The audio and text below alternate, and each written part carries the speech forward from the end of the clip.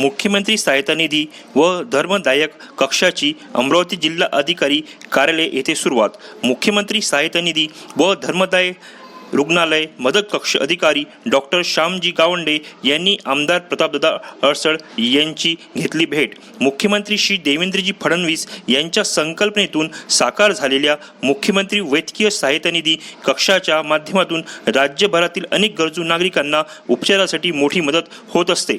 मुख्यमंत्री वैद्यकीय सहायता निधी कक्ष जिल्हाधिकारी कार्यालय अमरावती येथे नव्याने सुरू झाला असून या कक्षाचे वैद्यकीय अधिकारी डॉक्टर श्यामजी गावंडे, समाजसेवा अधीक्षक श्री पवनजी गुल्लाने, कक्ष सदस्य श्री मंगेशजी बांबटकर यांनी आज आमदार प्रताप दादा अडसळ यांची भेट घेतली।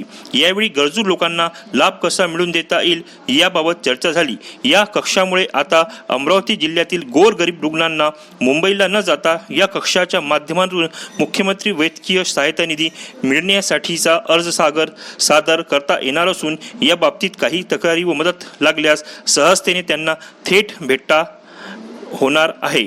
लोकत्रिशूल news Amravati. Like, comment, and subscribe.